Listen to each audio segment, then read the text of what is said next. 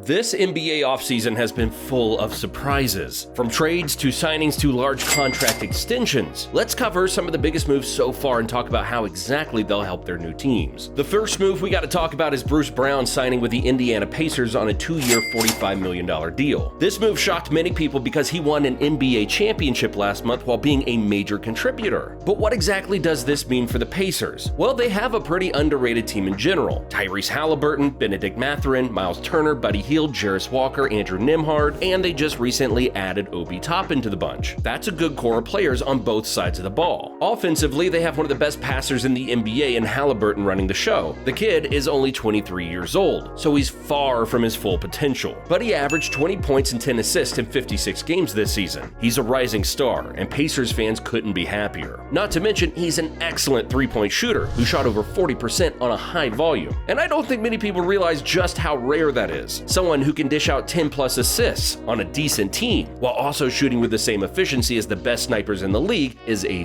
dangerous player. And speaking of snipers, they've still got Buddy Hield, one of the best shooters in the company. And their big man Miles Turner continues to be a shot-blocking monster while continuing to be in the Defensive Player of the Year race every season. Now, going into his second year, Benedict Mathurin is looking like he's going to be an excellent scorer on all three levels while also flashing some defensive potential. And due to Halliburton's ability to pass, high flyers like Isaiah Jackson and Obi Toppin will be catching lobs over defenses left and right. And okay, this may be a hot take, but I honestly think with the addition of Bruce Brown, this team is more talented than the Sacramento Kings. The Kings' biggest problem was their lack of defense, especially rim protection and perimeter defense. Outside of 6-foot-tall Davion Mitchell, they had no one who could guard. That's not the case for the Pacers. Andrew Nembhard had an impressive matchup difficulty rating, which means he spent a lot of time deafening the best guards in the NBA and did a solid job at it. And then you have Bruce Brown, who now has the experience of guarding players like Kevin Durant, Jimmy Butler, and Devin Booker at the highest level. And Indiana drafted Jarris Walker, who's projected to be a big, versatile defender who can guard those bigger scorers too. They won 35 games with Tyrese only playing 56 of them. Miles Turner is playing only 62. So imagine how far they can go with them playing more games and having Bruce Brown, Jarris, and Obi Toppin. The next move has got to be Fred VanVleet and Dillon Brooks signing a combined $207 million deal with the Houston Rockets. Starting with Dillon Brooks, despite all of the controversy, he is exactly what the Rockets need. They are absolutely horrendous on defense, and he's the best lockdown defender they've had since PJ Tucker was there. Brooks even made the all-defensive team, which solidifies him as one of the best defenders in basketball. He's going to add much-needed toughness to their defense. Seeing Jalen Green, Kevin Porter Jr., and now Piran Shingun trying to play defense is hard to watch. They had almost no resistance at all, and Brooks will change that drastically. He struggled shooting this season and in the playoffs, but I'm sure Houston could care less about that, given that they were dead last in three-point shooting percentage. For VanVleet, this will be an interesting fit due to Houston having multiple guards. That was until they traded away Josh Christopher, and many were concerned with the fit after drafting Amen Thompson, who is a 6'7" point guard. But I don't really get what everyone's worried about. Having 2 or even 3 natural playmakers in your starting lineup is not uncommon. The Thunder have SGA and Josh Giddey, the Hawks, Trae Young and DeJounte Murray, and now the Warriors have Chris Paul and Draymond Green on the court. But just like Brooks, Fred is an outstanding defender. In fact, he's been one of the best defensive guards in the NBA for multiple seasons. These two alone will completely change the Rockets' defense. I'm not saying it's going to be an elite defense or anything, but I'm absolutely positive they won't be a terrible defense anymore, especially with Amen Thompson, Jabari Smith Jr., and Terry Eason on their sides. They may struggle to win games and score points due to their bad shooting, but one thing is certain, they are headed in the right direction.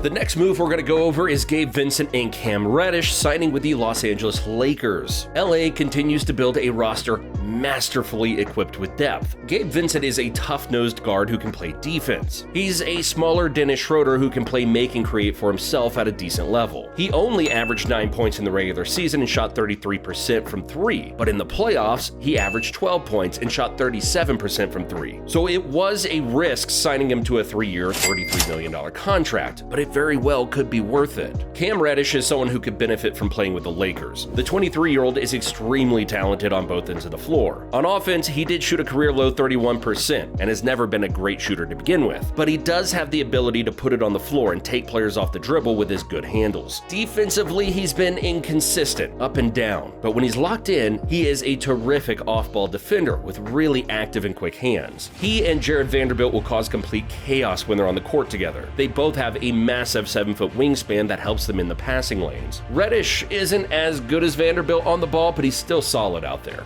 Then the next move, and probably the biggest one, the Phoenix Suns were able to get Bradley Beal. And even though the Suns have little to no defense, Beal does give them tons of offensive firepower. This is going to be an interesting trio, but history would tell you that this isn't going to work how they think it is. So for that reason, I'm not as high on this trade. They did sign Eric Gordon and Yuta Watanabe, which are special moves, but only time will tell just how effective this trade is going to be.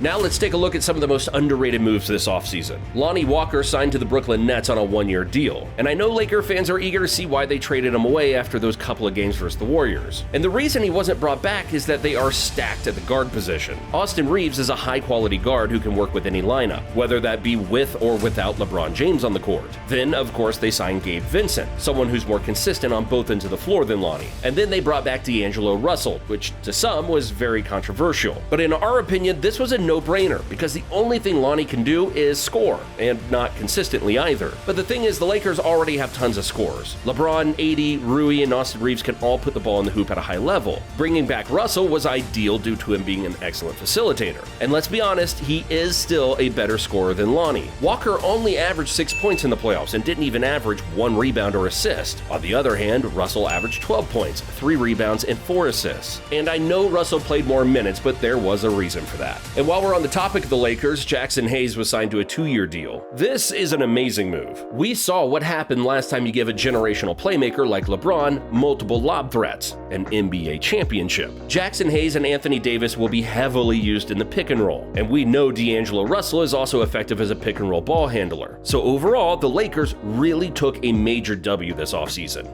Another underrated move is Dante DiVincenzo signing with the New York Knicks. And while he may not be a star, he's just what the Knicks needed. He's your typical do-it 3-and-D player. He shot 39% from 3 and averaged a career-high 3.5 assists this season. The Knicks were 19th in three-point shooting percentage as a team, so he has improved them in that department. Defensively, he and Quentin Grimes will be their point-of-attack defenders. They are excellent guard defenders who will have the difficult task of defending these elite point guards in the Eastern Conference like Trae Young, Darius Garland, and Tyrese Halliburton. Now, will he make them title contenders? Probably not, but he does make them better on both ends of the ball. He also gives them another ball handler who can comfortably run the point and produce. And the Knicks are guard heavy with Jalen Brunson, Emmanuel Quickley, and Miles McBride, but still, with Dante's versatility, he could easily slide into the forward spot, similar to Josh Hart. But what do you think? Which move was the best move? Let us know in the comments down below. Thanks for watching, and we'll see you in the next one.